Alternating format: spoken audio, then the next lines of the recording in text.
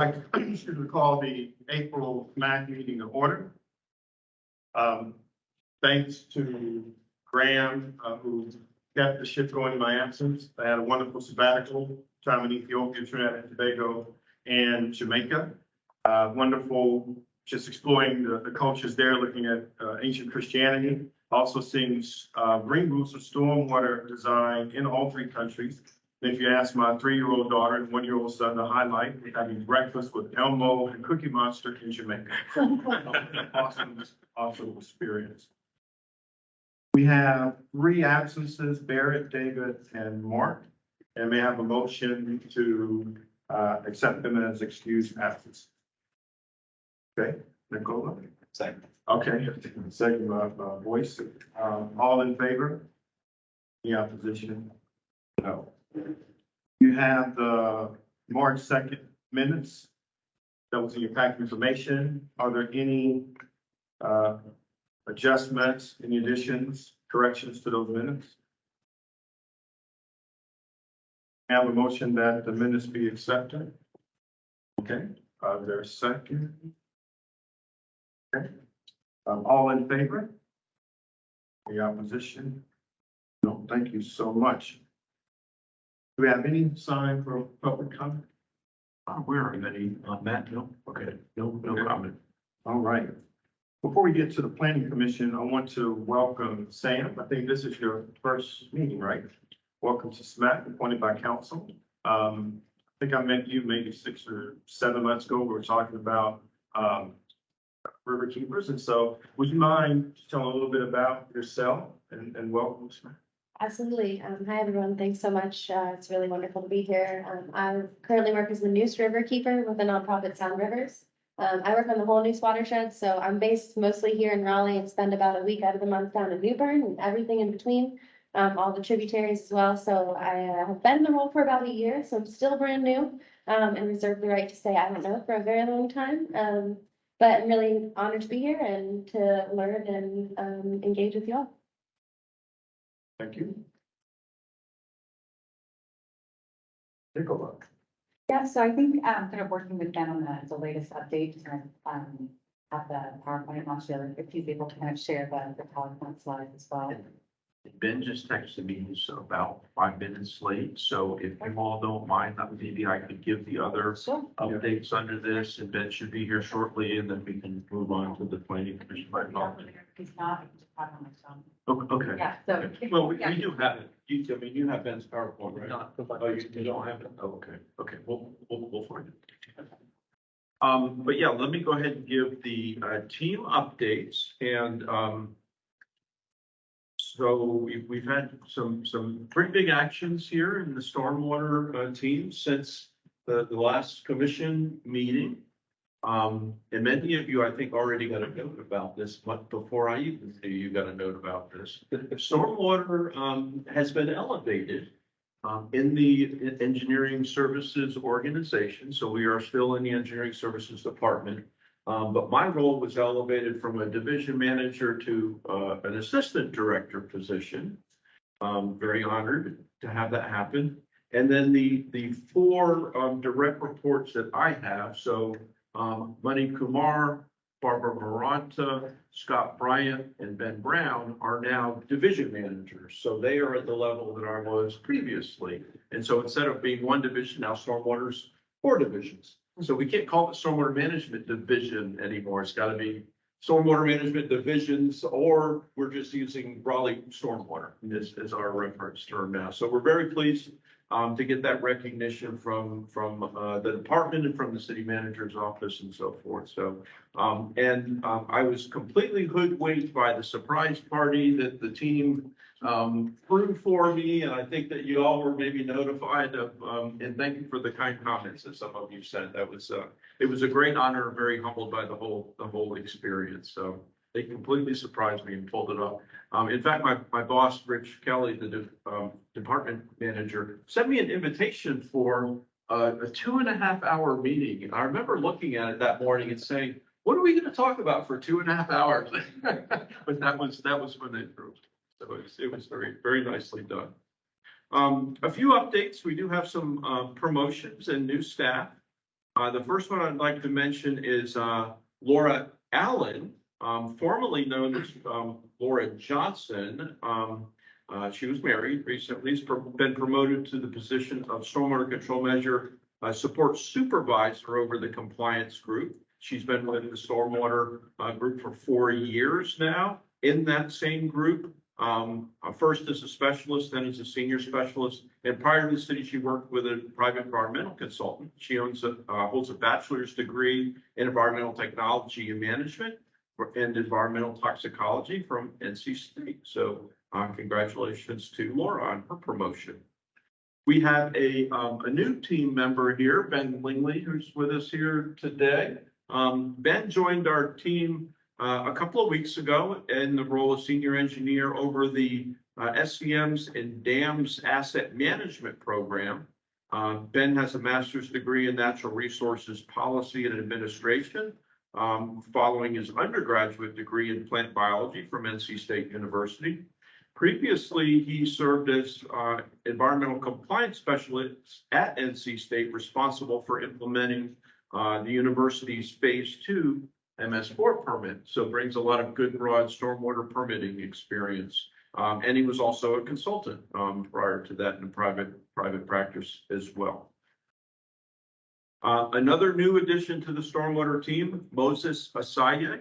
Is Moses here? Yep, there's Moses here. Thanks for coming, Moses. Moses is Stormwater's new performance and data specialist. Just started this week with the city team, has a Bachelor of Science from UNC Greensboro, and currently pursuing an MBA in accounting and business management.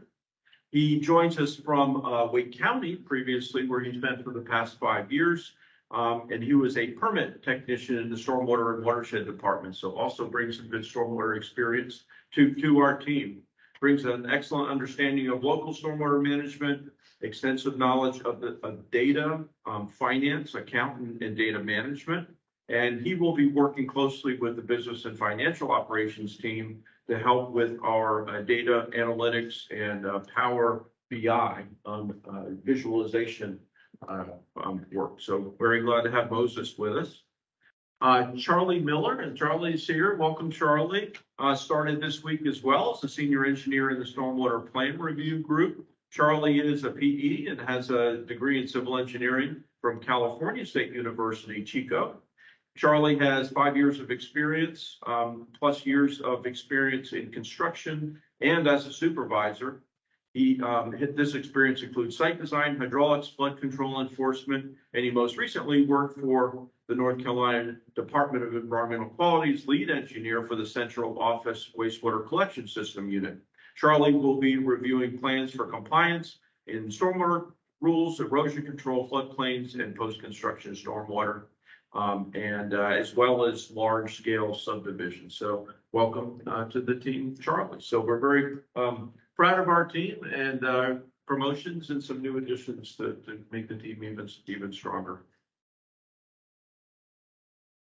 If I may move on to a couple high priority topics, I did want to let you know that shortly after presenting the draft budget presentation to the commission in March, we then took basically the same presentation to City Council at their budget workshop the following week on March 13th.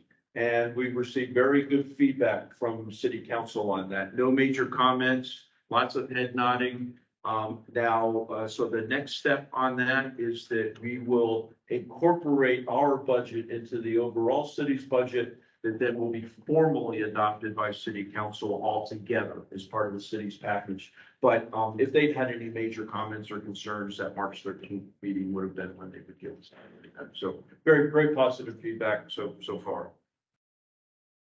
Wanted to give you a quick update.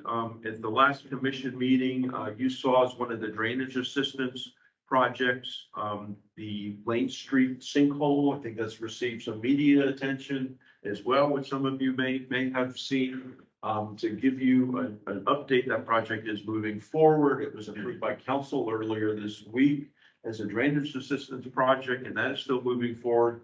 We have the consultant underway working on alternatives analysis, And I know the homeowner has applied for a demolition permit to remove the house.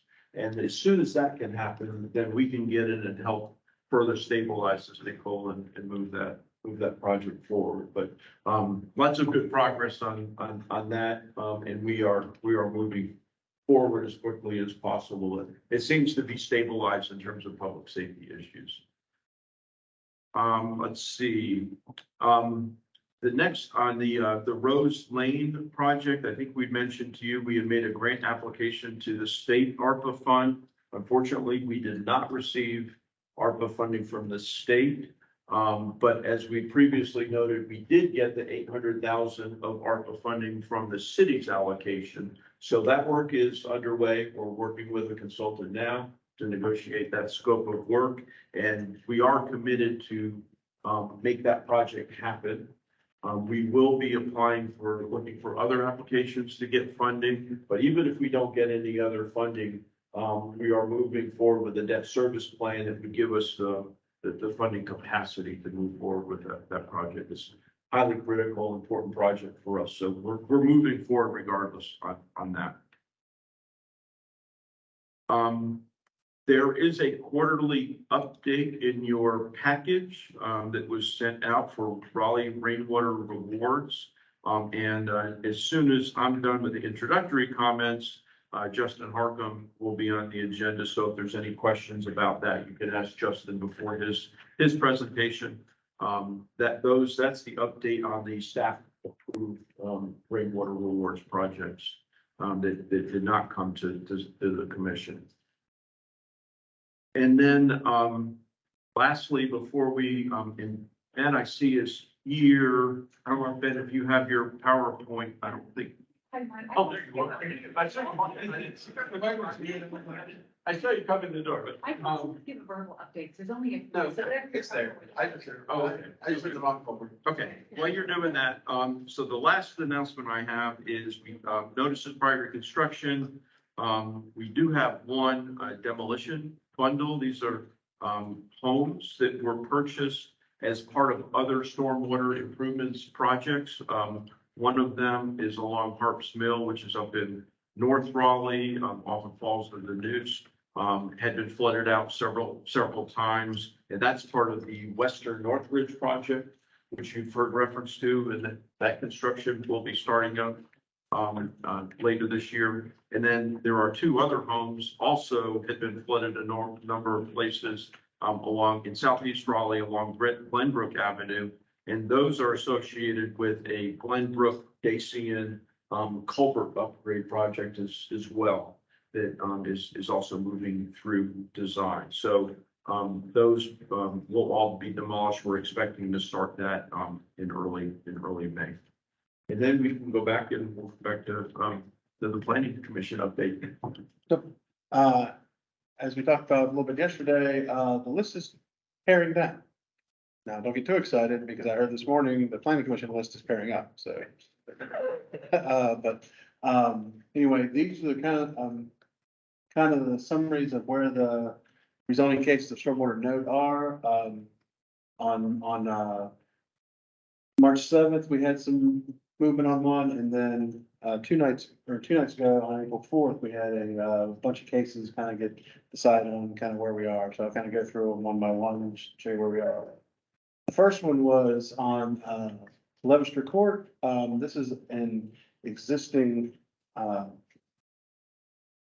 neighborhood store that's been here for years that a family member is hoping to redevelop and reopen as another neighborhood store. And she's been in contact with multiple people, including myself, about the flood implication of this. It is completely the floodway, so they're fairly hemmed in as far as what they can do, but she's contacted enough people and done enough research that she feels she can do something with this building. And she has a history in her background being a teacher. And so she does want to put some educational stuff out there. And I've actually talked to her about doing some floodplain educational things out there on site, things like that. So hopefully it can be a net positive. And if you watched the council meeting on March 7th, she was super excited when she got this rezoning approved. It's been a 3-year process for her to kind of get to the finish line on this one. So we're all hoping forward and hope we can get this moving. Next one is 405 Clover Lane, which is existing apartment complex in the Mordecai area of town here inside the Beltline. And it was approved on Tuesday night by the council. There's not a specific stormwater condition, but they do have a UDO restriction because of these impacts down here, structural flooding, that they will have to detain under the 100-year storm on their site. So I assume that will move forward, but as someone that drove by there on the way here, they do have leasing signs out, so I don't know what that means for the existing apartments. So Dick's Edge study, that was a big one as well. Kind of this whole area adjacent to Dick's Park. This has been a 3-year-long kind of study that's been going on before COVID and during COVID. And the big major change that the council wanted to see was of some street designations to make them kind of less intense. So that did get changed on, well, before Tuesday and got approved on Tuesday by a majority of the council members. Kind of in concert with that, we had rezoning that was kind of broken up. This was the identifier there, Z53B22. We don't see a lot of letters like in the B, but it used to be 3 properties that were being rezoned for city-sponsored low-income housing. And this property, which is outside the floodplain completely, got kind of broken out and approved under Z53A. So the other 2 properties kind of broken out into Z53B. There were multiple concerns about floodplain. This southern side on Waterworks is almost entirely floodplain and not a lot of fall or topographic fall on that property. This one is kind of half taken up by a floodplain. As you can see, the council still has concerns that this was either not enough buildable area or loss of trees or going too close to a hazard for low-income housing. So this was actually denied by council on Tuesday night. This will still maintain its current zoning designation and still be city owned. So it's forested now, and I know there's a desire by the neighborhood for it to stay forested. So we'll see kind of where that goes. And then this was a big case, luckily not for stormwater, but it was a big case on Tuesday with the Shaw University. Just rezoning, we had about the largest amount of people I've ever seen for a council meeting come out since I've been here. But all the overflow rooms like were full, and chased me and Wayne off to a broom closet to watch the council meeting. But from a stormwater perspective, this blue line is kind of our watershed line, and Rocky Branch Creek drainage basin on this side, and Walnut Creek, Rocky Branch drainage basin is on this side, and then Walnut Creek is on this side. And there is instances on the Walnut Creek side of structural flooding. So anything developed on this side of the watershed line will have that 100-year storm detention for any increase in impervious. But this was deferred until May 2nd for further discussion between the applicant and some interested parties, between the alumni and some other local groups. And then the between Lake Wheeler and South Saunders, this assortment of properties along Maywood Avenue that has been kind of kicking around since the Dick's Edge study. Not really affected by the Dick's Edge study, but was kind of in a holding pattern until the Dick's Edge study got approved.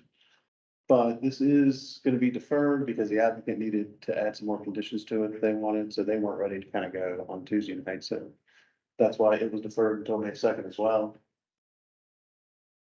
And that's pretty much it. But like I said, besides the last 2, those other kind of fell off. So our next update could be fairly small, depending on what we see come through Planning Commission next week and the week after. Any questions? All right, thanks. Thank you. Just one question on the state ARPA funds. Sounds like not receiving that impact of progress. Correct. Correct. We still plan on moving forward with it. We will seek other funding sources, but even if we don't get other grants, we will proceed based on debt service financing, which is getting support from city manager's office and the finance department.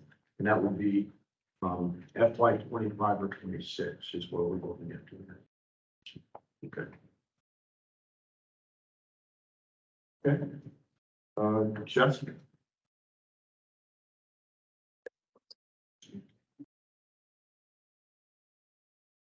Good afternoon, everyone. Samantha. I'm here to talk to you about Raleigh Rainwater Awards, a lot of different topics, in a short amount of time. Could I go ahead and start with the quarterly report? Well, actually, let me just introduce what Raleigh Rainwater Awards is, since we do have a new member on the commission. It is a water quality reimbursement program. It provides a monetary incentive for properties that can be private, commercial, or institutional to install water quality projects on their property that are above and beyond stormwater regs. So, and we are tasked by the policy to deliver a quarterly report to the commission. So how this has manifested itself is a memo with a summary of previously approved projects in the last quarter and a ever-growing spreadsheet showing all the projects compared against each other, sorted by project type, and sorted by project type, and then in order by cost effectiveness from a pollutant removal standpoint. So since we last met in January, we've had 4 projects approved by the commission. That was at the January meeting. And then we had 4 projects approved at the staff level. And on the other end of it, which is the maintenance side of it, the project completion side of it, we've had 8 projects completed, installed, and have all started their maintenance term. So are there any questions on any of the information in the backup memo or in the table over the last quarter? All right, I'm going to steal that. Great, we can move on. Something staff is really excited about this part of the presentation today. As y'all are aware, and as Wayne has briefed, I believe it was last fall, and so in 2022, summer 2022, City Council awarded American Recovery Act funds, American Recovery Plan Act funds to the Stormwater Division. And this went to several projects. $150,000 of that went towards Raleigh Rainwater Awards. And the goal is to support projects by Rainwater Awards in communities that were disproportionately impacted by the COVID pandemic. And so this process started building out how we were going to implement this part of the program. And we decided to go with a pilot program. We wanted to utilize the existing framework of Raleigh Rainwater Awards, so we would still bring forward projects as we traditionally have. The main difference is that this ARPA funding would then allow us to reimburse 100% of the cost of the project for eligible applicants, and I'll get into the details of that. This was, once again, dating back to August of 22. We have been meeting regularly with stakeholders all throughout the city, across departments and work groups, Office of Equity and Inclusion, Budget Office, Office of Sustainability, Housing and Neighborhoods, obviously heavy involvement with all stormwater staff. And out of all of that feedback and discussion, we developed an implementation plan and eligibility criteria for this funding. And once again, this will be 100% it'll be reimbursable, or it'll reimburse 100% of the cost of an approved project. And it went into effect March 1st, so last month. And to capture anyone that has reached out recently who may be eligible that missed that deadline, staff has reached back out to every applicant dating back to the beginning of the year to inform them of this new pilot program. So let me go ahead and get into what exactly, or a couple of highlights from the program. Once again, it is $150,000. It has to be encumbered though, by the end of next year. So there is a somewhat of an aggressive timeline. So we had to do this in a meaningful way, but we also had to get the ball rolling on this. There is oversight. There's quarterly reporting through the city of Raleigh. We've already submitted our second quarterly report on how we're moving forward with this initiative and properly utilizing this ARPA funding. There is an education outreach, I'd say, component of this. The expectation is we don't just have the program, we actually engage the community and target the future recipients of this funding. And once again, I'll use this term, limited to disproportionately impacted communities. And so these are communities that experience disproportionate public health or economic impacts from COVID-19. Everyone was impacted by COVID-19. We're focused on disproportionately impacted communities. And so the premise that Department of Treasury takes with this funding and using this term is that the premise is that pre-existing disparities resulted in those disproportional impacts. And so some of the criteria listed in the guidance from the Department of Treasury are listed here below, income, unemployment, housing insecurity, and then recipient of subsidies or services. And so with all of this, the big takeaway here is that with limited funding on an aggressive timeline, it necessitates prioritizing the communities and the applicants with the most need or most disproportionately impacted, so that we can, in a meaningful way, roll out this pilot program. And once again, what I mean by pilot, yes, the ARPA funding will be utilized by the end of next year.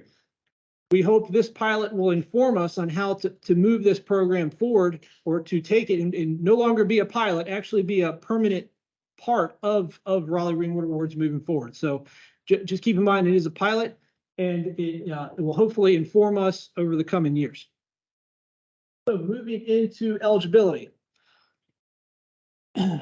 So we wanted to focus once again on the most impacted, and with the city of Raleigh not having its own data set to identify these areas, we selected what other communities have selected and the most local data we had available, which was a combination of two maps. The first of which was the Wake County vulnerability map, as you'll see here. And if you notice, it's a lot of different colors up here. The scale here, the red are the areas that are most vulnerable according to this data set. So we selected out all of the red polygons, and we combine that with NCDEQ's underserved community block map, and combined it, or selected areas that overlapped with the NCDEQ map to create what we are calling disproportionately impacted community map here in Raleigh. Both maps bring different criteria to the equation, which was considered. And so that's the first level of eligibility, is being located in one of these areas in the city of Raleigh. The second is we wanted to target, areas that haven't historically been targeted. We wanted to be able to reach residential property owners, low income residential property owners. And so we've set criteria there where there is an income threshold, an eligibility threshold based on income for residential single family property owners. We recognize that stormwater being a community issue and concern, we wanted to reach nonprofits and places of worship in these communities. And so we've made them eligible for this funding. And we also, there was a lot of concern internally with stakeholders about reaching folks that lived at rental properties or renters.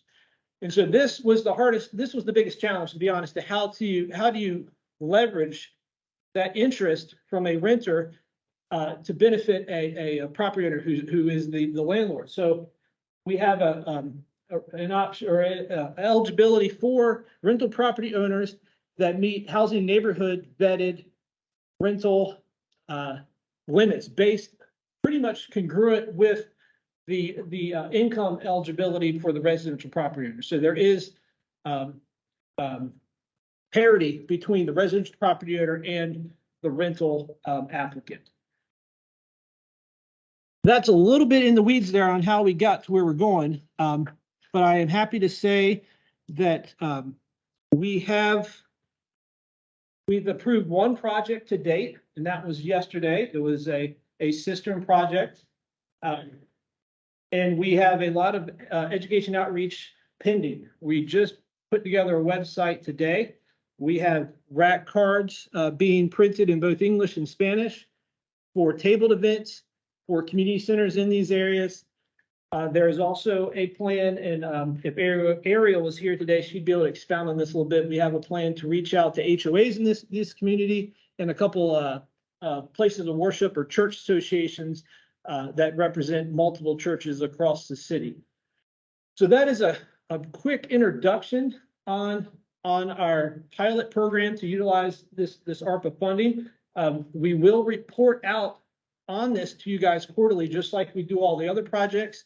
It'll be a clear separation so you can see projects approved, address, amount of funding utilized to date, and then available funding moving forward. Are there any questions? I know that was a lot of information on where we're at with this, but we are excited about it, and it's gotten a lot of reviews. There's already been an article in, or it's either pending or it just came out yesterday, the SESWA magazine showcasing what we're doing here. So we are excited. Are there any questions before I get into the next?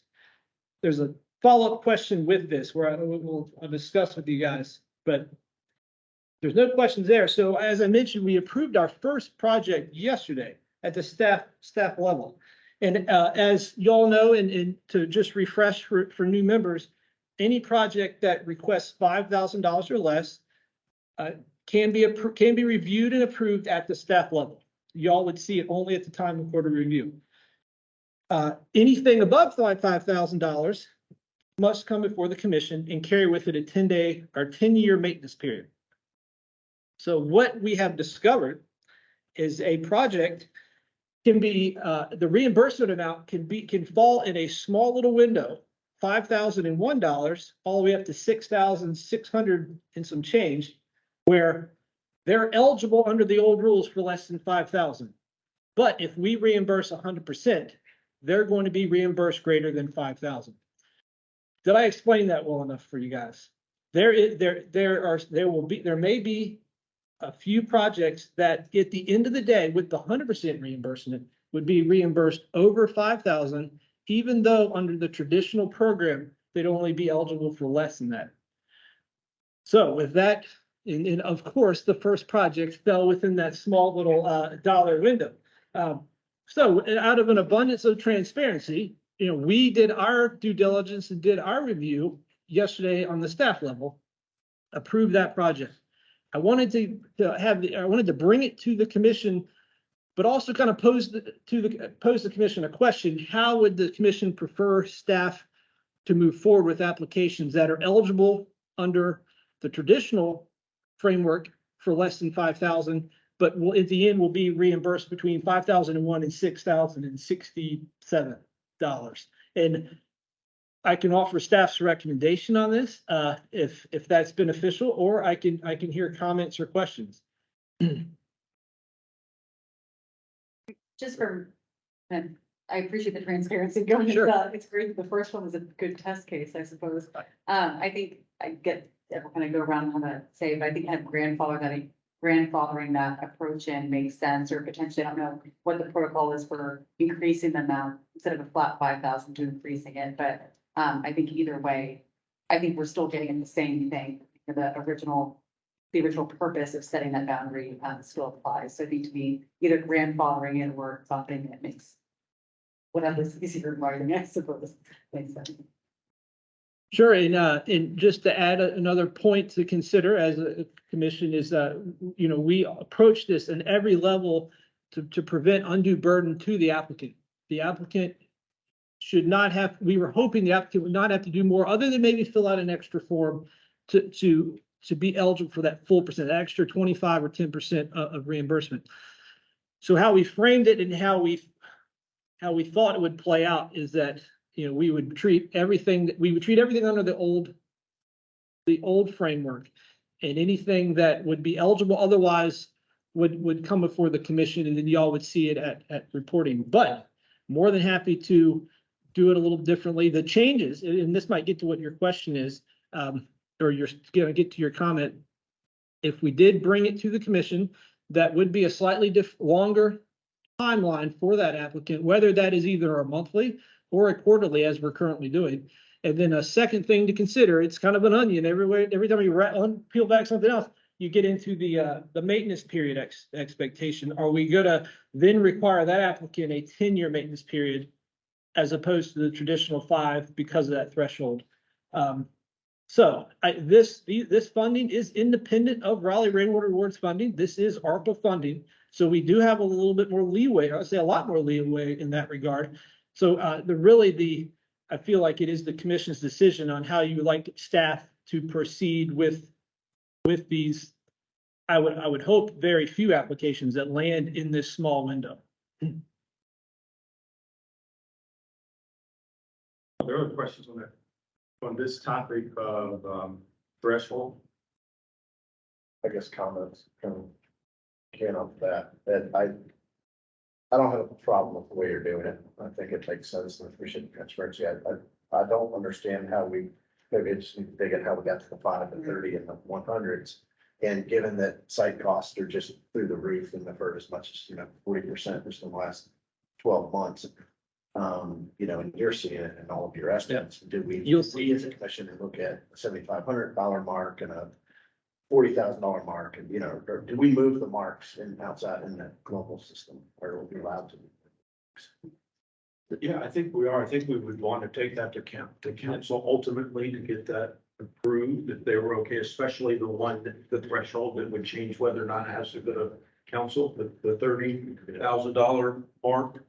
So we'd be glad to bring back some ideas on that, maybe with some inflation factors on the old ones, that would kind of adjust for that. I think that would be warranted. At this point, I think though, the question is, are you okay with us? I think basically what we're suggesting is that use the same criteria under the old policy. This subsidy would basically just be counted as if as the third party contribution.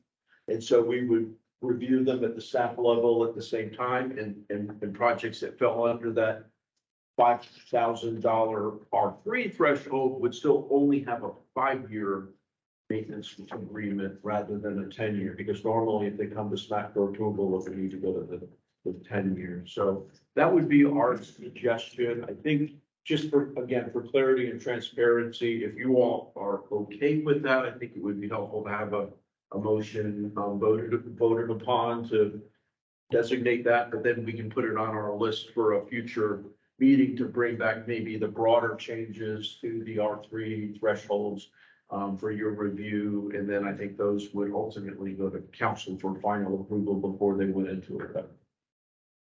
That is correct. When the policy does spell out those thresholds, so the policy would have to be revised by council. Yes, sir.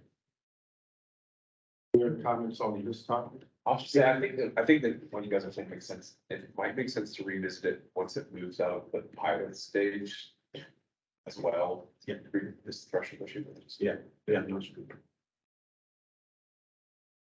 may have a motion that the current criteria be used in the pilot projects. So, Carol, a second, all in favor? Any opposition? Look, Chester, I actually do have some questions related to this. Sure. When you say you talk to community partners, there's some specific community partners at the beginning of your presentation that you spoke to that come to mind, or? When you say community partners, I'm saying like internal stakeholders. Oh, internal. Yes. Internal to the city of Raleigh. Correct. Okay. Yeah. Correct. Yeah. So not. We did not engage nonprofits outside the city to Okay. build our implementation plan. No, sir. Gotcha. And then reimburse, we're still reimbursing. Correct. Correct. Yes, sir. I would say if we could review or at least look at the possibility of advancing, I don't know if this is legal, but, because you're dealing with the population, you said perhaps a little below income, they may not have, you know, the $5,000 to advance this and then get with you first. So if there is some latitude with reimbursement, I would suggest looking at that. Also, as it relates to maintenance over 5 years, are we communicating to the homeowners or the applicant that this is the expected cost over this time? The reason I ask that, again, you're dealing with people who don't have a lot of income. They just may sign up for this because it's great, and then a new burden is placed on that person because they have 5 years of maintenance. And if, so one, how we communicate that. I think it's an opportunity for us to communicate broad, even outside of this project, the expected maintenance over either 5 or 10 years. I know things change, but Right. I think that can show some transparency. And is it possible to build into this pilot project reimbursement for that or advancement for that? I think it's something to explore because some may qualify for this and then not be able to do the maintenance. So then what's the penalty there? And so then we're better off not doing it. You know, we talked about the income threshold. Are you basing this on AMI or? Yes. Okay. 80% AMI. 80% AMI? And then the rent is I used the word congruent, a parity. There's parity in the rental limit based on 80% AMI, based on housing neighborhoods analysis. They have their own in-house programs. So we leaned on them very heavily. I'm very thankful for their help with that aspect of it. But yes, sir, AMI. Okay. And then you mentioned that these communities here it's based on geography, or do you have to check multiple boxes? You have to have multiple criteria, or is it just geography? It's our understanding that both, I checked with GIS staff earlier this week, that both maps are based on census blocks. So that's where the perimeter of these polygons originate, but you do not have to, you just have to be located within you have to be rental property within those areas. And a little backstory on that, we had tried to cast a little bit larger net. And if you go back to the Wake County map, we were looking at, I think at one point even yellow, orange, and red. And we were looking at a combination map as opposed to a overlap map. And it was so big, we did not feel like it met our goals. And so it was someone used the Goldilocks expression where, you know, too hot, too cold. We felt like this was without the city not having its own layer, that this was a good local layer and in conjunction with the state to best represent the goals of this. The beauty in it goes back to what I originally was saying about this being a pilot. If we're up against it in the beginning of next year and then we're not getting the traction we want, we can definitely explore some other widening that eligibility. And this whole goal is to inform us. And we also, we can obviously look at some of the things you brought up as well, Reverend Taylor. So maybe another way to ask the question is, if you're in this geography, is it geography only? You have to be geography and low income. You have to be geography and low income and subsidy. I got you. Yeah. So no, you're in the geography for starters. Then you have to be fit one of the three criteria over here. You have to be low income, single family homeowner. It's not open to commercials, not open to industrial facilities, not open to colleges. Have to be a residence property owner, low income. Okay. Have to be a place of worship or nonprofit that owns property in the area. And they have to attest that they're going to serve the community through the maintenance period. And then lastly, the rental property, that property owner is in the end who we're going to be dealing with. They have to attest that their income is under that, congruent with that 80% AMI, what would be expected of a 80% AMI of a rental property.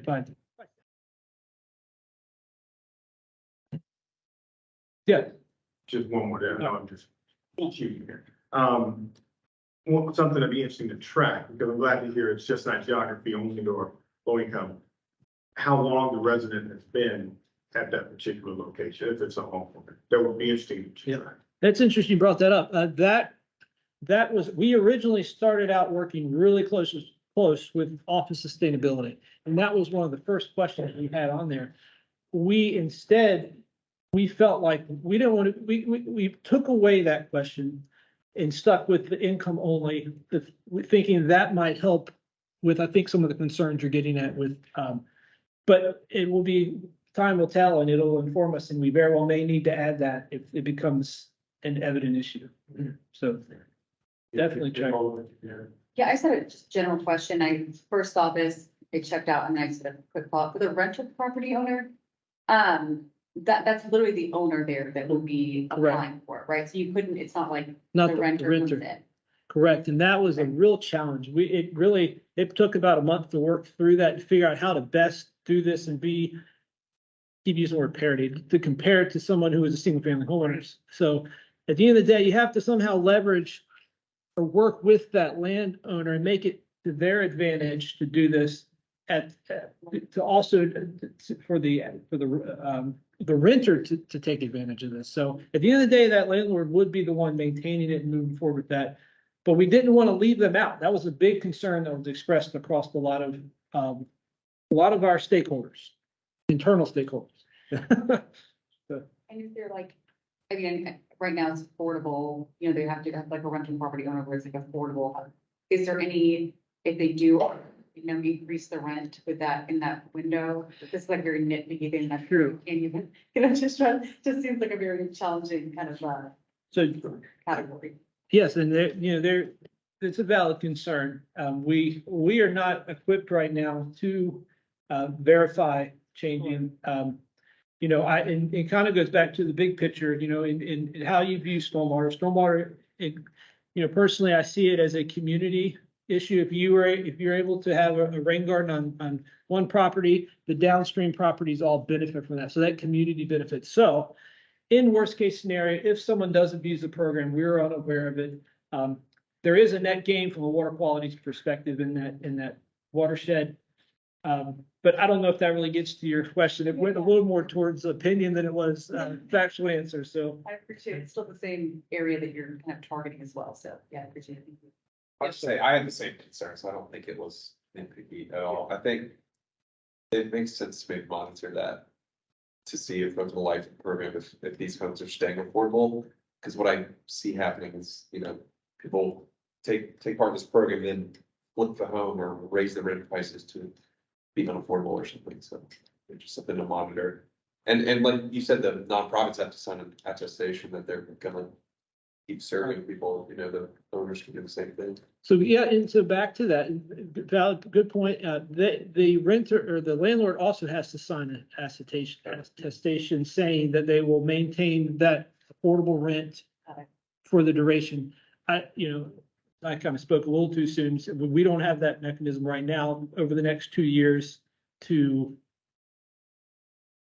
confirm that in a meaningful way at this point. So, There's like a metric in place that.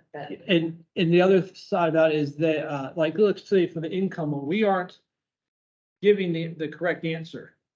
They provide number in the household and income, and then we have our inside 80% AMI, which that is public knowledge, but there is at least somewhat of a blind check there where we can help mitigate, abuse of the program. And we'll learn some lessons. I'm not gonna lie. We will learn some lessons over the next 2 years. So, yes. I've got a quick question. I think this is really helpful. Thank you so much for the presentation, and I think the map is awesome. I was wondering if the DEQ tool is from the DEQ, is that from the community mapping tool that they just recently put out, or is that a different mapping system? It might be a layer from that mapping tool. Yes, I think the overall mapping tool, yes, you can pull this layer from that. And that is where our GIS folks pulled this layer. I think this is a great layer to pull, and I know that EPA also just put out another map that is a really good one, the EPA, and I think they're calling it the environmental justice mapping tool, but I was just thinking about kind of the parameters that are used and others that could be looked at outside of income indicators and thinking about, if we're looking at focusing on underserved communities, looking at other indicators, like I know EPA for their map, we're looking at things like proximity to Superfund sites or proximity to dischargers, stop looking at stuff like what happens if a flood, were to happen in this area, other environmental, impacts outside of income thresholds. So, And yeah, I think in the future that would be interesting to look at how those layers overlap with these layers that we have here. It might help us focus even further. that is, I'm glad you brought that up. I had it in my bullpen, but I won't scroll all the way to the end. But just to list some of the criteria, to get at what you're saying. So this layer, we wanted to make sure we use this layer because it took into account so many other things. This layer takes into account race and it takes into account income. This or poverty rate. This takes into account number of persons living below the poverty rate. So that's the one that is in both layers. Unemployment, young adults and over 65, vacant housing units, and then education level. So we do add some additional criteria in there by just using this additional layer. And I think that kind of got what I know you were recommending the EPA that even was more environmentally based with locations. I'd be interested in maybe, and Wayne might be aware of who's working on the city's map from the equity and inclusion group. We can suggest that to them. Yeah, and if I could, just to that point, we're very much plowing new ground here. City, as Justin said, is working on this mapping.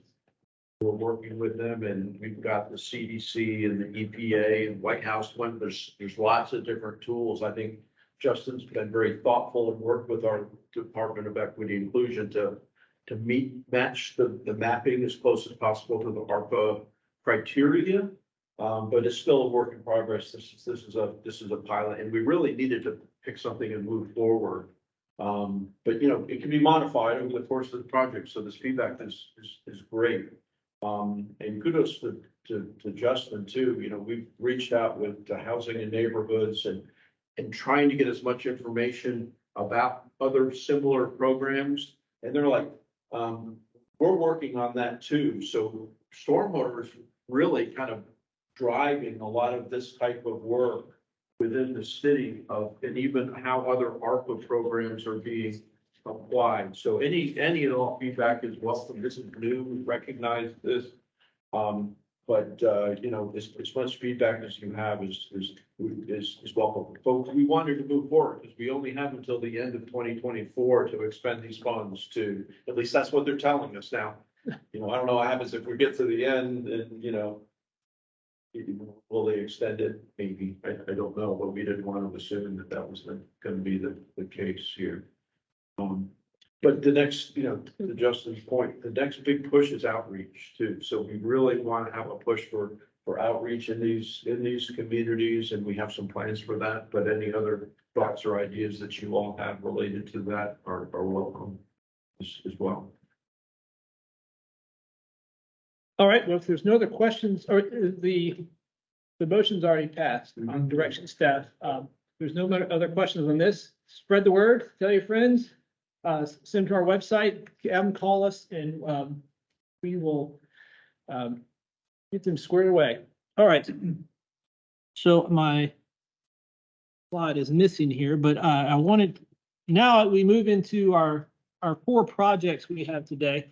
A couple things you'll notice right out the gate. Thanks to Ariel, we have gotten somewhat of a facelift on our PowerPoint presentation. We've also tried to be a little more efficient with the slides that we're showing. So I know I'm losing that efficiency by explaining it now, but just know there's a lot less slides because we've combined some. We stole a little bit of DA's idea about showing all of them compared in one chart, that kind of thing. So kind of bear with me. If y'all have any harsh feedback, let me know at the end and we'll adjust fire. But we have 4 rain gardens. They're all relatively expensive rain gardens, but they're all large rain gardens. I think they're about 200 square feet all the way up to close to 400 square feet. They're big rain gardens for people's backyards. And they're treating a lot of impervious surface runoff at the same time. So I'm gonna go ahead and, these are not eligible for, the 100% ARPA funding. And just moving forward with the first one, let's see, actually, this is the one that we just approved with ARPA. It's we don't need that one because y'all gave us the direction to handle it on the staff level. So here is our 4 rain gardens. First one is 6304 Valley Estates Drive, Mine Creek Watershed, 75% reimbursement. And as stated, it's a pretty large rain garden, 300 square feet. This project is actually already moved forward with install. They were interested back at the turn of the year, and we just let them know when we were going to bring this project forward. They wanted to go ahead and move forward despite the risk of doing that prior to approval. And the advantage of that is we have some great photos to show what that looks like on the during the install.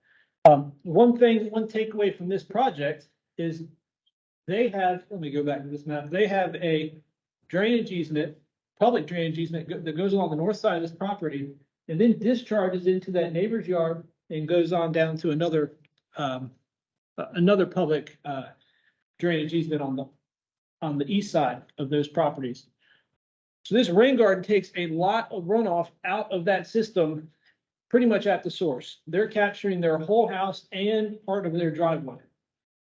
And as you see here, how they've properly excavated down, like we require, backfilled with amended soils, have their plantings, and it impacts not just this one property owner, but all these properties pictured. That's why I wanted to lead with that photo, is showing it's not only impacting this property, but all the ones downstream. And so total cost is just under 20,000. You break that out by what's eligible, you're looking at about a $15,000 city request there. There's a general breakdown of the costs associated with it. And then you get into the water quality metrics.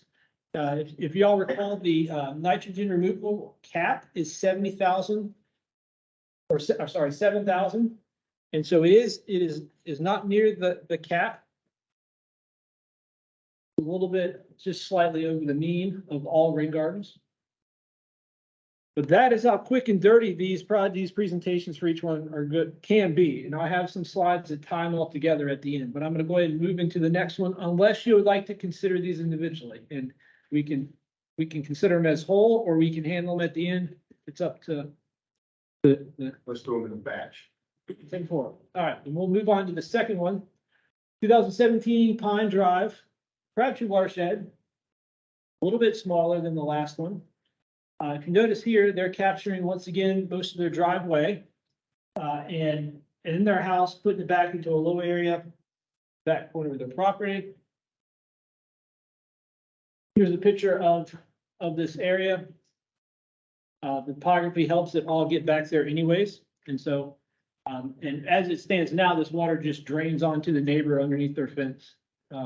It's also a nuisance problem for this owner and the neighbors again. A little bit cheaper proportionally, smaller rain garden, a little bit less cost. Same general breakout of costs. And to Graham's point, the cost of labor and excavation has gone up. So we have seen that a lot over the last 2 years or so. Once again, focus very similar to the last one on the pollutant removal metric, about half of that cap. So, and what that traditionally translates to is that it's comparable to previously approved rain gardens. I can go ahead and move into 3708 Cliff Haven Drive, Perry Creek Watershed, TMDL Watershed, eligible for 90% reimbursement. A little bit bigger than the last two, 360 square feet, pretty big. Once again, the same approach. They're planning on installing yard inlets to capture the concrete driveway, which has a pretty good slope towards the house, and then capturing all the downspouts. I think there's 6 downspouts around the sides of the house. Another kind of takeaway here is that this rain garden, it's first off, it's going to be out of the drainage easement, but it's also directly at the head of a stream. So I remember standing in this person's backyard and seeing stream there, yard here. So you can't capture, it is at the head of the watershed. And once again, it goes back to that community kind of concept we were just talking about. And you can see there with the driveway, how it goes right down, so it'd be relatively easy to catch with some sort of trench drain or something at the toe of the drive. There. Cost, a little bit higher. But this is a 9% area, so they are eligible for more of that cost to be reimbursed.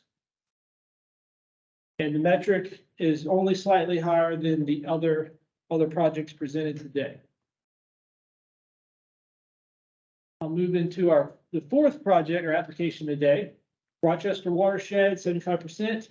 It's the smallest of the one I'm presenting today, 170 square feet.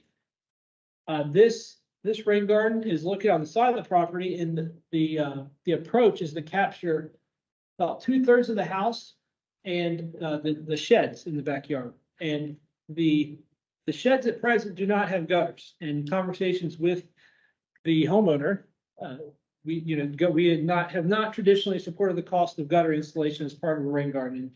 And so they plan on putting on gutters out of pocket and then routing them to this finished product. So that's going to be some of the impervious they capture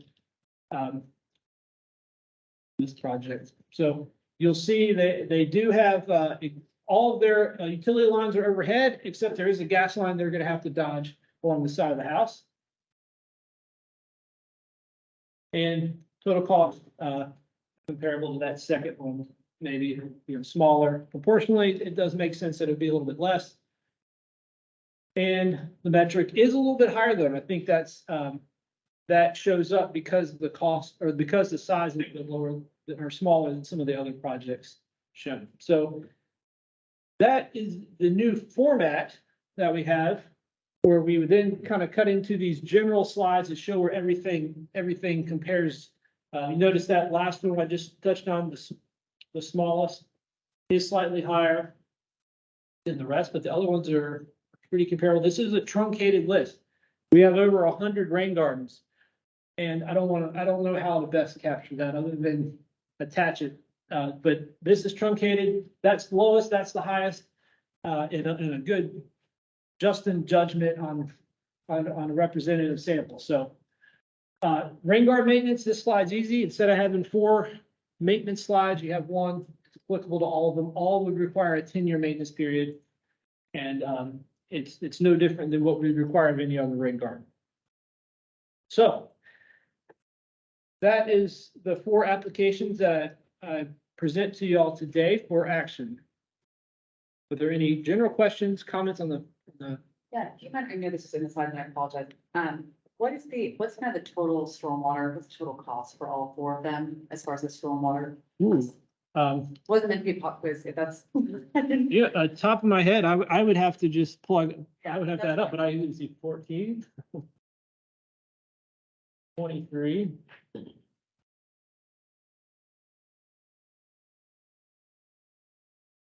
$51, is that my 51? Am I right so far?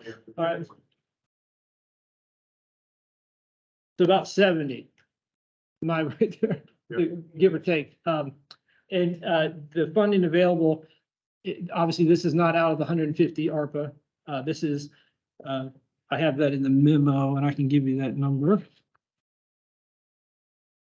Funds. Yep, available funds is 182 at present. Typically, we'll reset July 1.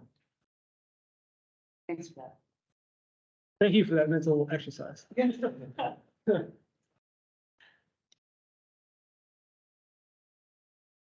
right, any other questions about these projects or feedback on the slideshow? Is it too much, too little, about right? All right. I will tell Ariel, she will be happy about that. The Cliff Haven project has a TPS of almost 33. So it's much higher than the others, which are 29, 23. I'm just wondering why it has such a high TPS. Cliff Haven, correct? Excuse me, yeah, Cliff Haven, yes. I would point to Perry Creek Watershed, Okay. being that a TMDL watershed. That's the biggest difference across these. That's the only one that is in a TMDL watershed, a priority watershed.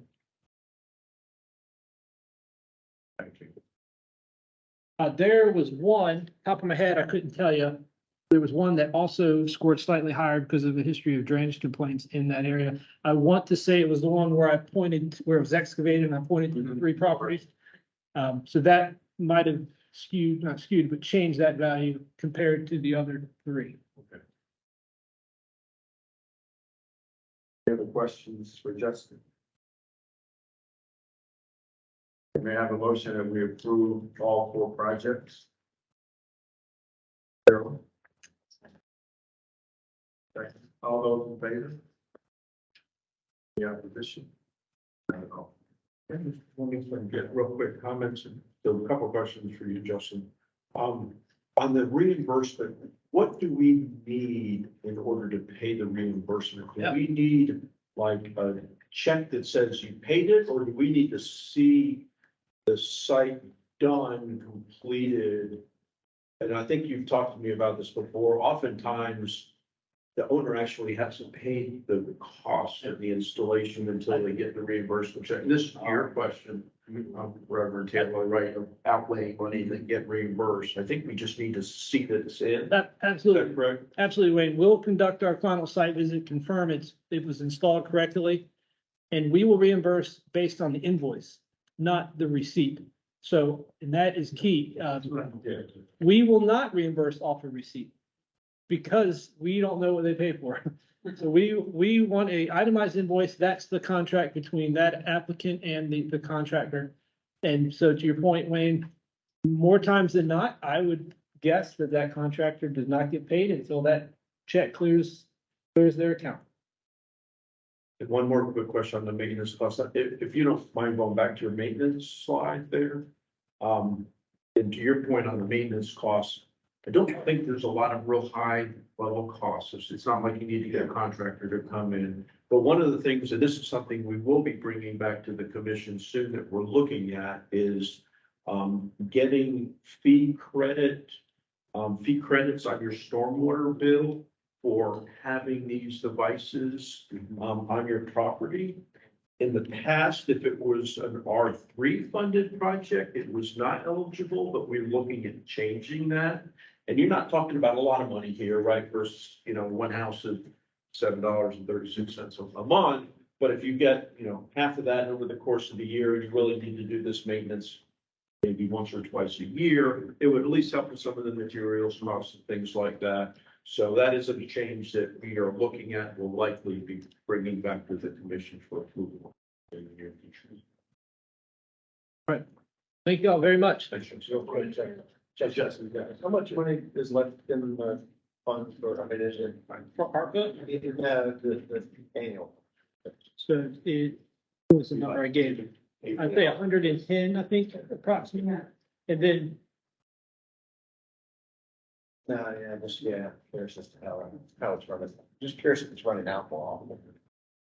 we, the division did reallocate some funding last year from a project that did not go forward. So we had an unexpected influx of funding. And so the good thing about how we're set up is it will roll over if not utilized.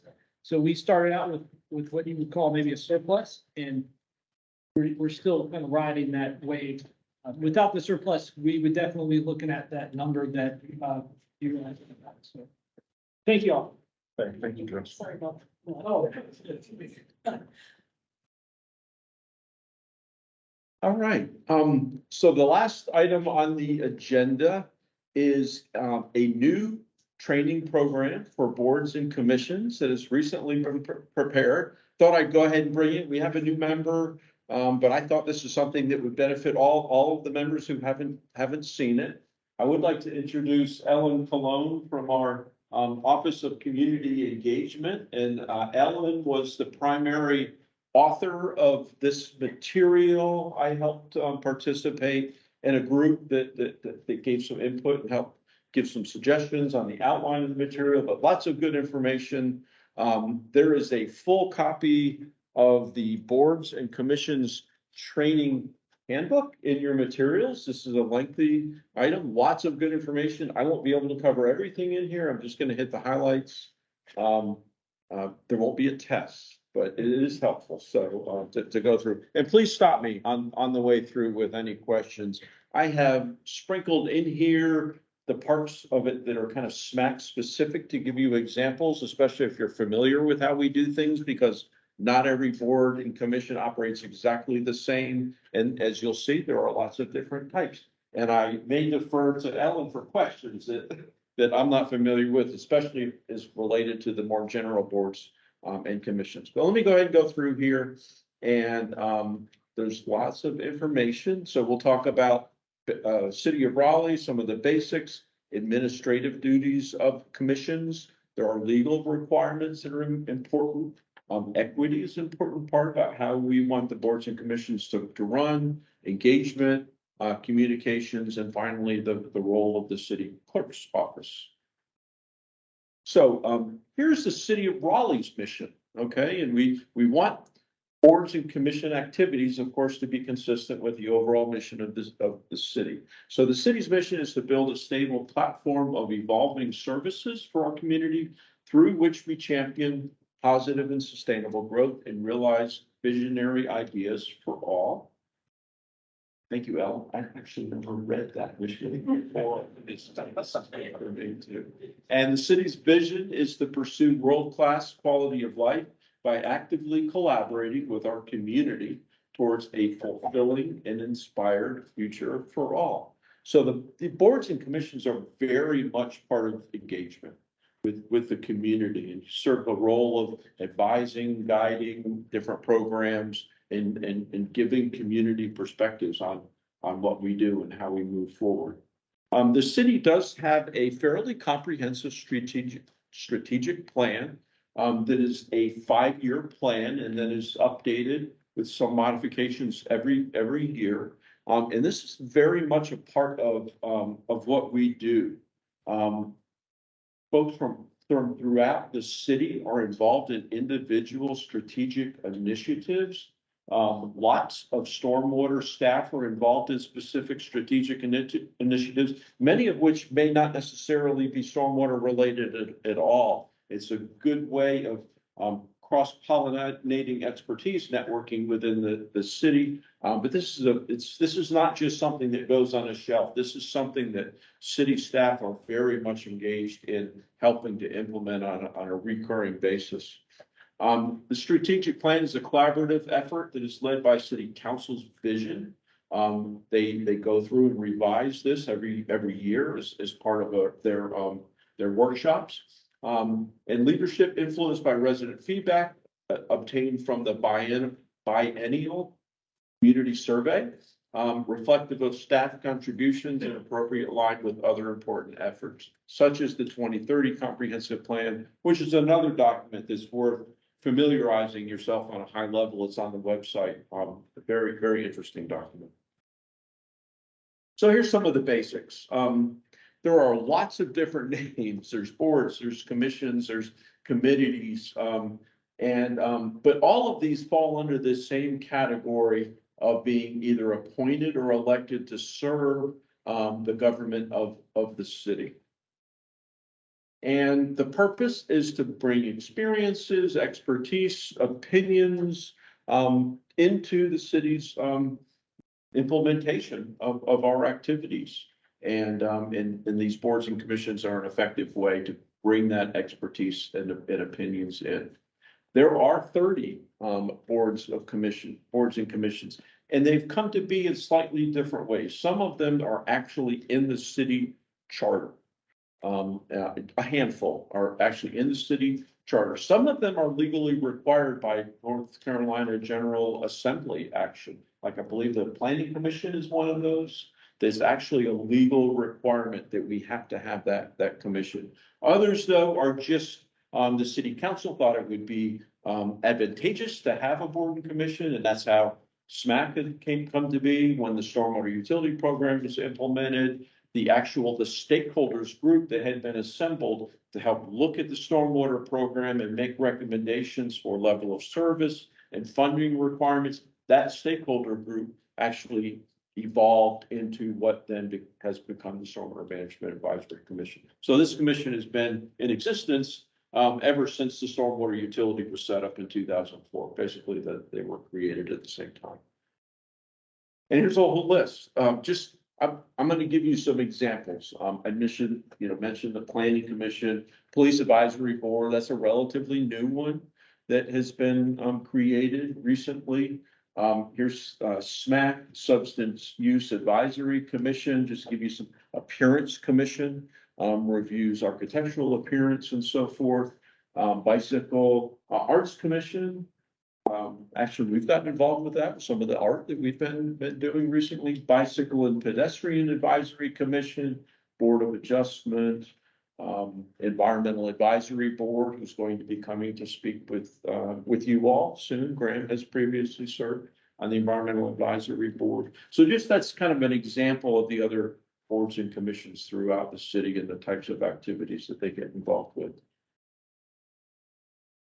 So here's the ones that are established by law. Okay, Planning Commission, Appearance Commission, Board of Adjustments, Historic Development Commission. And some of these are actually semi judicial, and I'll get into that. They basically operate just like a court of law. People have to be sworn in order to testify, very formal situation. And so here's the different types. So the autonomous, I mentioned quasi judicial, like Board of Adjustment, administrative. SMAC falls into the advisory category, and the goals are really help to set short and long-term goals for the stormwater program, make recommendations to city council, provide information and input from the citizens and community perspective, set priorities. And these last two are actually unique to SMAC in that not all advisory boards have these kind of formal roles written into the commission's charter, but setting priorities for funding of CI, especially on CIP projects, and then that formal role of reviewing and approving drainage assistance and rainwater rewards projects. Here's some of the administrative duties. Basically provide input and based on your experience. There's a set of bylaws that's been established by council, and then but you all, I think, have they're all in your packets, but you could change those if you would like to upon approval by city council. Membership. So the commission, we formally have a chair and vice chair, and then informally have added the planning commission liaison role. Some other boards and commissions actually have secretary and vice secretary. We use staff to help develop all of the minutes, so don't feel the necessity for those other roles. But again, things that you all would have the option of changing as you saw necessary or beneficial. Here's something else that's a little bit unique to the commission, and this was a fairly recent change in 2019 that there are specific seats with expertise that are suggested. Again, city council can appoint anyone who they would like, but we believe that there is value to having different representation and qualifications. And so there are some seats out of the 10, okay? It's recommended to have one PE related to stormwater hydrology, an engineer or scientist with water quality benefit experience, someone with regulatory experience. This one, after we wrote it, residential property owner, occupant, or representative, we pretty much realized that you have to have that to be on SMAC anyway. Everyone has to see it. So that was really kind of a gimme. Representative of the development community, representative of environmental nonprofit group, whose area knowledgeable in area of water quality, land planning, And then the rest are open. So really, if you have 1, 2, 3, 4, 5, 6, so 6 out of the 10 seats are kind of recommended some type of expertise, and the other 4 are pretty much open. And again, then this is only a suggestion to city council. If a vacancy comes open that there isn't a representative in here, we let council know, and then they can try to fill it with that type of experience, but they don't have to. There's no obligation to do so. And so I think before, or maybe you've already done this, Sasha, did you get everyone to fill out the little, we are trying to update these representations from each of you. And so Sasha has a little form for you to fill out if you could, because we do keep track of this with the city clerk's office to see which of these categories are and are not representatives. So if you could update that and provide that to Sasha, be very beneficial. Okay, some best practices. You know, a lot of these are common sense, common courtesies, be here on time, observe good democratic practice. Please let me know, which everyone's been good about that. Let myself and the chair know if you're going to miss a meeting or be late for some reason. We can request an excused absence. Please come prepared, try to review the minutes and the materials beforehand, at least on a cursory basis. You know, think about who you're representing here too. You're here for a reason. You have some expertise, some interests, you know, and everyone's been very engaged. We went through a pandemic period where it was tough to get people out. I think it was getting used to the Zoom meetings.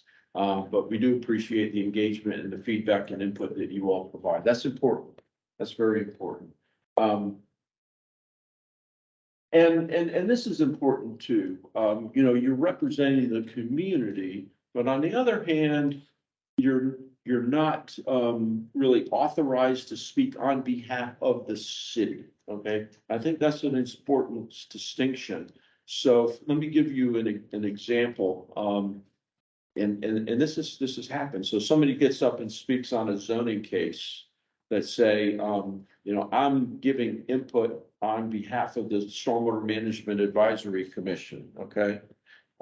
That's inappropriate because the commission doesn't have a formal role in the rezoning process. You're welcome to speak as a personal, you know, your personal interest, but can't misrepresent as a commission member or taking a stance from the commission.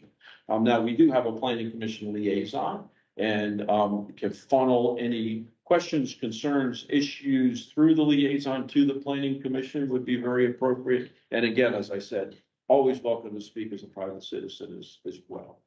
Okay, but just want to make those distinctions clear. And then there are some bylaws. We do reference Robert's Rules of Order. I think we follow those pretty well, probably not perfectly, but well enough to keep the meeting running orderly, I think, and get everything, the motions recorded, the votes recorded, and so forth. So I think that's helpful. Okay. Work plans and reports. Most of you have been through this process, so you see how we do this.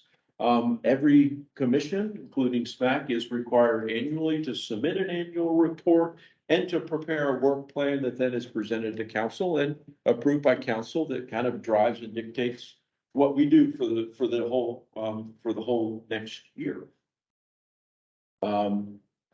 Here's a copy. If all of you should have that. I think that was in the booklets that we give out, the most recent copy. And generally, what the work plan and the annual report, the work plan is aligned to purpose, should be developed collaboratively. Now, usually, you know, we can talk about this process. Usually, I think we have prepared a draft based on last year's work plan. But some boards and commissions will have a retreat focused specifically on that work plan. And if that's something the commission would like to do, dedicate a special meeting just to go through that and see if there's updates or new ideas we want to incorporate, certainly welcome to do that and can make that happen as well. That would generally be here probably in the summer that we would would do that if you would like to do that. And then ultimately, that work plan is submitted to council for review and approval. And the work plan generally should be aligned with other action plans as the city has, equity inclusion, community climate action plan, arts plans, parks and rec plan, and others that are all part of that 2030 comprehensive plan, which I think we've generally done a good job with that. But again, that's something we could be a little bit more intentional. We've got lots of new ideas and perspectives here that we could relook at that work plan. And as I'd said, generally, we've started with a draft, gone through over the course of 1 or 2 meetings, review, discussions before that work plan has been finalized. And then the annual report, again, generally, we staff has developed a draft of that for your review. Share last year's activities, key accomplishments, showcase projects, lots of good projects in stormwater. Activities, we align those with the sections in the work plan. And then as part of the work plan, what's anticipated for next year too. Generally, some commissions, I think, have a combined annual report work plan. We've generally kept them as separate documents, but do bring them to council at the same time.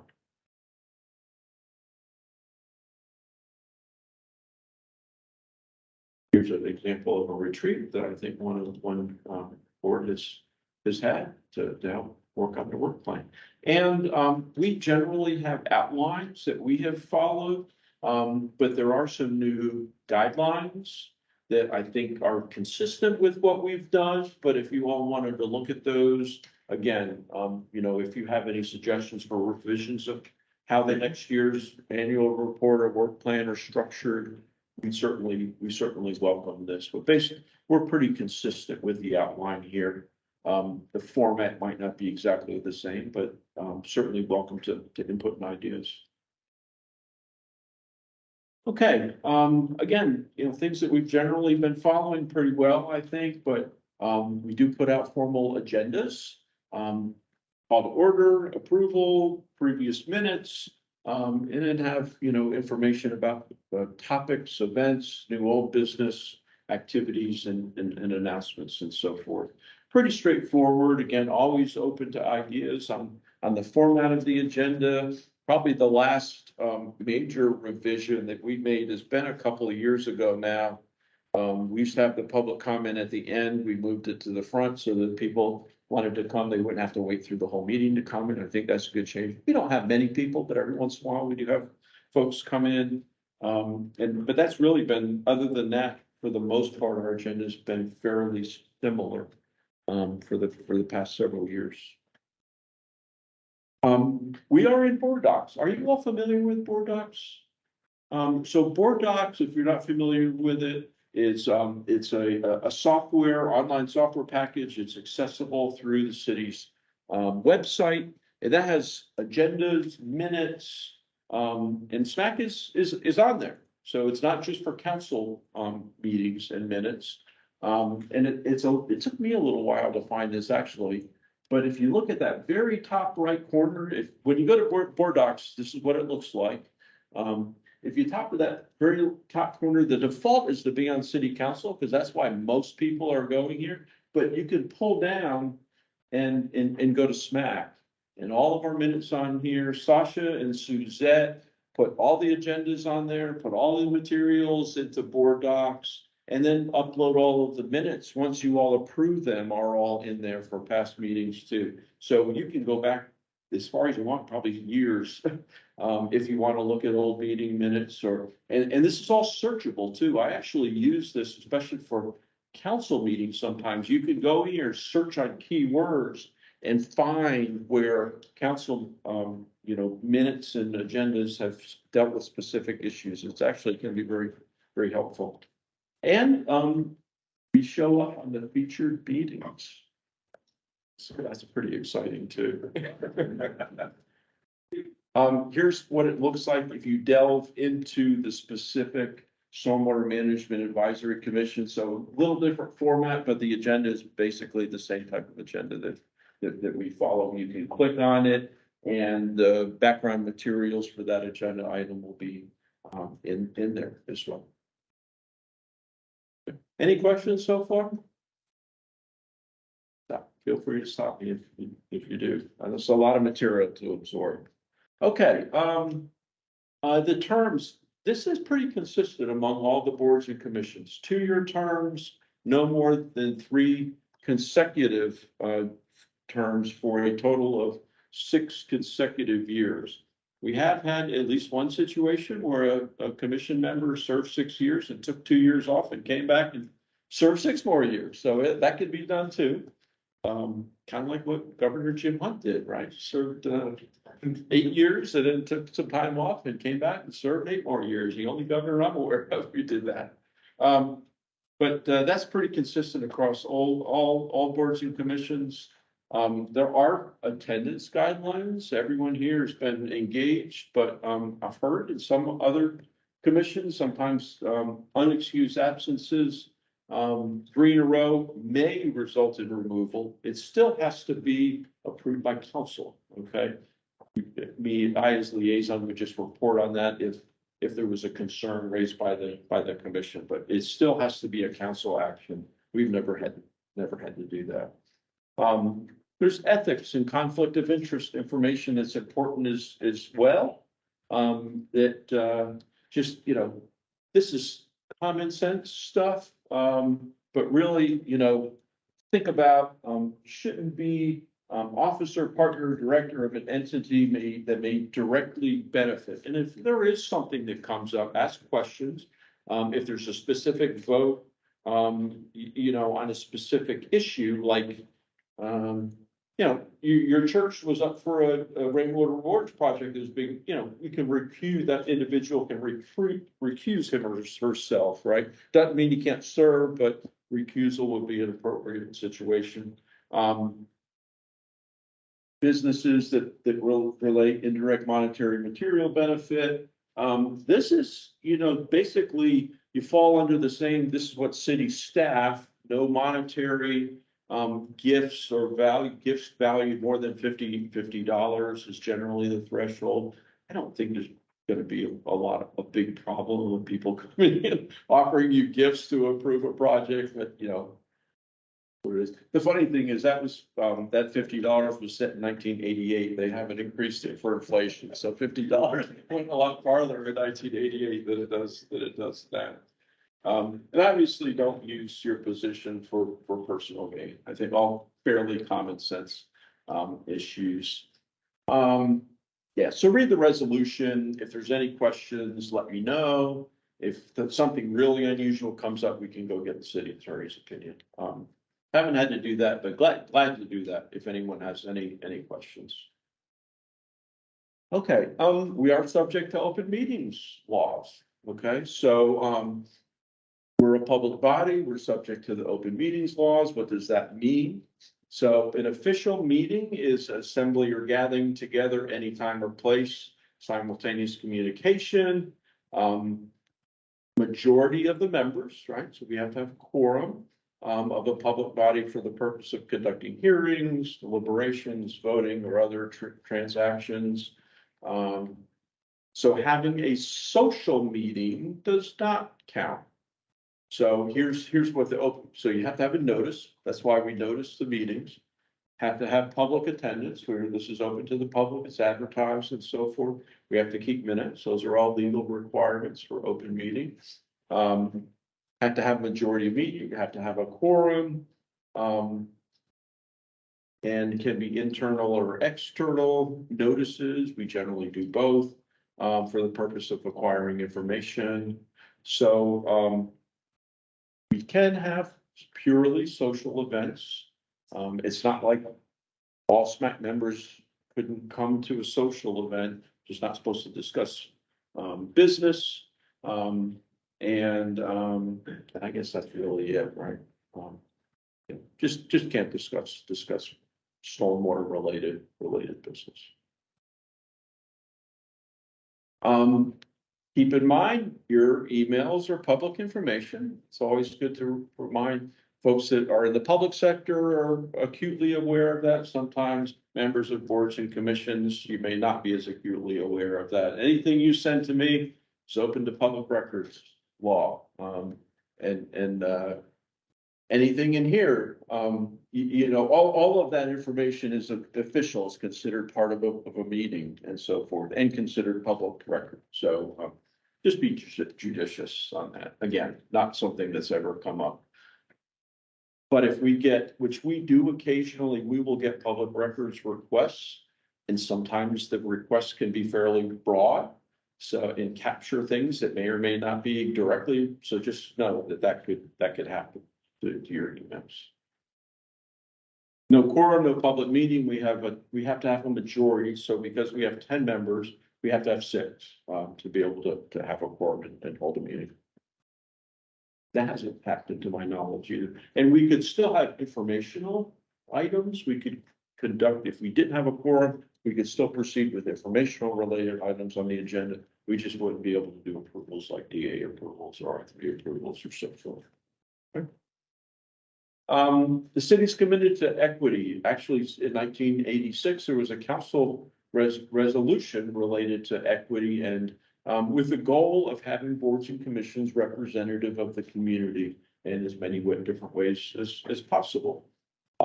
This ties to the Civil Rights Act of 1964, which prohibits discrimination on the basis of race, color, and national origin in programs, activities, receiving federal financial assistance, prohibits employment discrimination on the basis of race, color, religion, gender, pregnancy, or national origin. And then there's the ADA law, prohibits discrimination against individuals with disabilities. So all of these are at play. And specifically, and this was part of the revisions and clarifications in 2019 to SNAC's establishment and composition, actually wrote this into the ordinance here. Membership of the commission, to the extent practical, shall endeavor to provide for diversity with regard to actual, and this one's a little broader than the 1986 language, is why we wanted to clarify it. Actual perceived age, mental or physical disability, sex, religion, race, color, sexual orientation, gender identity and or expression, familial or marital status, economic status, veteran status, national origin of any aspect of modern life. So we were the first ones, to my knowledge, to actually write that into the ordinance that helped create the commission and clarify all of that, especially with some of the broader language that has become accepted since 1986. Diversity is hugely important in order to get perspectives. This is something, the older I get, the more acutely aware that I have become that I have blind spots. And if you don't know your blind spots, you don't know. So that's why diversity in all different perspectives are important to account for that range of human differences and qualities. Inclusion, this is another important aspect. And this can't just be something that's passive, say anybody can come speak. I think it's important, especially in our engagement, is to make sure that we're reaching out to include people and not just passively waiting for people to come and provide their input, but make sure we are reaching out in different ways to get the voices that are typically heard in our community. And racial equity is important. Again, closing the gaps so that race does not predict one's success, while also improving outcomes for all. And I'm actually proud of the presentation Justin made on our new program here. I think this is really something that, like I said, is plowing new ground for the city in terms of providing equitable opportunities and outcomes. So very happy to be engaged with the city's discussion and almost piloting in many ways some of these new programs, especially with the ARPA funding. And as Justin said, this is the ARPA is the pilot, but we hope that to be a permanent program and are already looking for additional future sources of income. And the tricky thing is, not to get into too much detail, we can't use the stormwater utility funds to do that. Otherwise, R3 would have to be 100% for everyone. So we've made a conscious decision to keep the R3 program the way it normally has, but use different funding sources with specific criteria for that subsidy portion. We can get into that in more detail if you have questions, but that's why we decided to do it that way. But there are already other climate action plan and other funding sources that we're looking at to provide that subsidy after the ARPA funding pilot is done. Difference between equality and equity. I think this graphic is important. Some folks need a little bit more of a leg up in a starting point, and that's something that we're really working hard as part of our programs to look where we can help provide that equitable approach and equitable outcome. Okay, community engagement. Started talking about this process that involves input of community members in city problem solving or decision making. The commission is a part of that, but much more broadly, the planning department has the public participation plan, which is a document that we reference and use with our engagement activities. Something that we're being much more intentional about implementing as part of our programs, the watershed study processes, much higher level of public outreach and engagement than ever before. Only recently in the last few years, we're starting to collect the demographics information associated with the input, comparing the demographics of the input we're receiving with the impact, the demographics of the community, to see where voices may not be heard, and so that we can be even more intentional about reaching out and getting that difference of perspectives and input from the community. We want to get input to make sustainable decisions. We want to make sure that we're aligning the intent in the public participation goals with what we're trying to accomplish. And including clear and appropriate opportunities for feedback to influence decisions. And again, we want to get representation from the entire community. And have a two-way dialogue, not just inform, but listen to that input and use that in decision making. All right, getting near the end. The goal of our communications, develop guidance that establishes clear delineation between the opinion of the appointed body versus what is approved by council. So this is something that, again, issues have come up, not with this commission, but I think with some of the other boards and commissions, of opinions of the commissions versus the opinions of the council versus the opinions of staff. And this is one of the reasons, and I think I mentioned it recently, there's been important guidance in branding. Right? The city has the little tree logo, right? And it says Raleigh under it. And communications has become much more intentional about how that's used, especially related to boards and commissions. So you may have noticed, I think this was true on your last annual report, it didn't have the little tree logo on there. Okay. And previously, I think we had put the little tree logo on there. And this is from guidance, is that this is your document. Okay. It's not an official City of Raleigh document. So it's not branded as an official City of Raleigh document. This is a commission produced document. We help you produce it and are glad to continue doing that. But I think it's an important distinction that your opinions are not necessarily the opinions of the City of Raleigh. Okay. And I think that's a good thing, but I guess legally it's an important distinction to make too. Here's what I'm supposed to be doing. Hopefully I'm doing all or most of these with a lot of help, I will say, because I'm not the one that maintains all the files and the records, and we've got a great team that helps to do that. provide access to data. A lot of that is board docs and, I didn't mention, and Matt and team have done this. If you want to go to the website, actually, I may have kind of, you can get all the videos of the most recent meetings since we've been doing the OWL and recording them in Teams. You can go on the website and watch them. We all are reality TV stars. We want to make sure you get trained and how to do all these things. That's part of what we're trying to do today. Liaison with Ellen and her team. And again, so I got a little ahead of myself. Your communications are not city branded. We give you tools. We help deliver the work. Another related item here is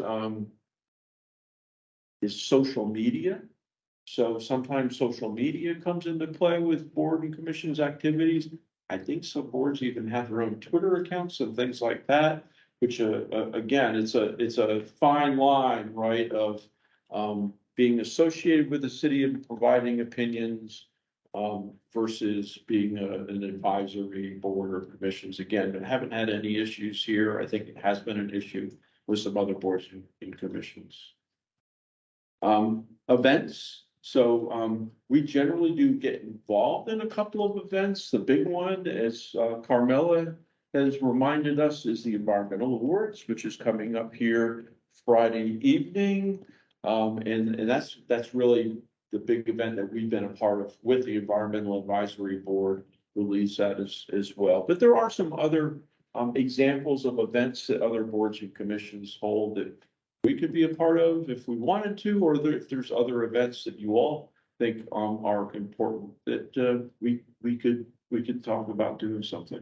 When those particular events, both are branded events.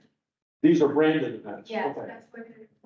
There are a few events that are hosted by boards and commissions. However, because they're really big or there's a certain, they are branded, and they're partnered with the state. So those particular ones. Okay. Thank you for clarifying that, Ellen. Just in case the microphone didn't pick that up. These are the city branded events that are official city events. There are other events that are perhaps sponsored by boards and commissions that are not officially city branded events. But some of these are interesting too. The Sir Raleigh Water, Sir Walter Raleigh Awards have been held at Raleigh Union Station. It's a neat event, appearance awards and so forth. And this is some of the disclaimer information, especially if information is provided by the commission. Again, the opinions of the commissioner, not necessarily the opinions of the city of Raleigh. The legalese that we have to include it in any related information. The city's website has gone through some updates and revamping.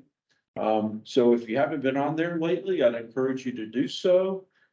As I mentioned, you all are up there. I knew I had this in here somewhere. There's lots of details. Your names are up there. There's no personal contact information up there. But it does talk about where you are in your term.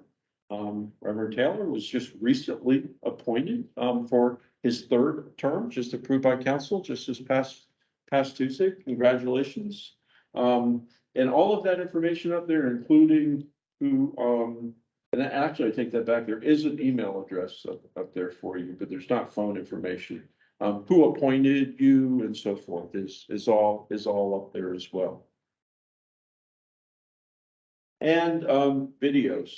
So all of the videos, maybe the last year, Matt and Sasha, that we've been recording them are all up on the city council.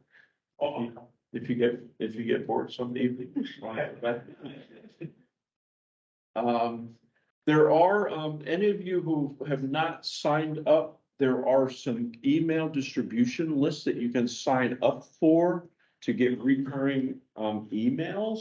There's a stormwater one that you all get most of the stormwater emails anyway, but if you haven't, you can get online and sign up. And there's some actually very helpful information. You can sign up for subjects and different email related lists. There's one for parks and there's one for environmental advisory boards and there's one for stormwater. That get, sends out recurring emails on a regular basis. And then, finally, the clerk's office does a lot of the administrative tracking of nominations, of appointments, of terms. Many of you may have been interacted and worked with the city clerk. You may know Gail Smith, who was city clerk for many decades, recently retired and had her last meeting after 52 years, I think, with the city. They're looking for a new city clerk. That's an end of an era for sure. We'll miss Gail. She's a wonderful person and very good at her job. But the clerk's office will continue to function and keep track of all of this information. When you all do leave, another new process is it will ask you to voluntarily fill out an exit survey and help us get better about how your experiences could improve, how we could help you do better, provide input. And all input is welcome and appreciated. This is a relatively new process that we'll be implementing. And that's it. Thank you for your attention. Glad to answer any questions. We have Ellen here, again, from the Office of Community Engagement with any other questions you might have. Any and all input now, or if you think of something later, question, let me know. Just gonna comment, having gone through board, been with another board, thank you for this, because this severely needed across the city. So thank you for putting this together in the last couple of years. Great, yeah, Ellen and her team did, I think, a really nice job compiling it. And like I said, there's a lot more in this document that I couldn't go through in the time that we had. So yeah, flip through it. There's you'll learn some more stuff that's in here that I didn't even cover, really barely touched on going through. But yeah, thanks for that feedback. And the PDF is also available online in the Board and Commission's web page. Oh, PDF, okay. Okay, so that's on the city's website. There's a boards and commissions page on there that has even more information. Thanks, Alan. Thanks, Wayne. All right, great. Thanks, everyone. Appreciate it. We don't have any other business. Just a few comments. Next month's meeting will be David's last meeting, so after 6 years on SMAC, he rotates off in May. Then just a word of gratitude to the commission for electing me to be chair for another year. So thank you for that. Is there anything else? I'm sorry, did I say? Seniors. Yeah, Mark, that's right. Not that day, March, yes. Yeah, I don't know what David's rotating. Yeah, correction, March last meeting. Yeah. If I may, just related to Mark, one comment. So you mentioned May will be his last meeting, May 4th. I think there will be an informal gathering that we'll be organizing for Mark. If anyone, you might want to mark out a little time in your calendar if you're able to join us for that. We'll let you know more detail. We will not be talking Stormwater Commission. Right. That's right. Correct. No official business. No official business. It'll be that same day. It'll be that same day, right after the commission meeting is the plan. I unfortunately will not be here. So I will be appointing a replacement to sit as liaison for that meeting, and unfortunately I'll miss it, but yeah, there's a gathering that will be planned for. And the follow-up day, Earth Day celebration is was Friday the 21st. Yeah. Right, okay, at Dorothea Dix. Yeah, at Dick's, we're Dick's, and it's 5 to 8. The environmental awards will be from 6:30 to like 7:15ish, so I'm really run that long. Again, thank you all for participating in that jury. It's the highlight of my year. Whichever one of you would like to be our spokesperson, that'd be great. Wayne will announce the videos before the movie, so it'll be true PSA this year. So everybody at the park will get stormwater education. This is awesome. Good. Motion to adjourn. Carol, second.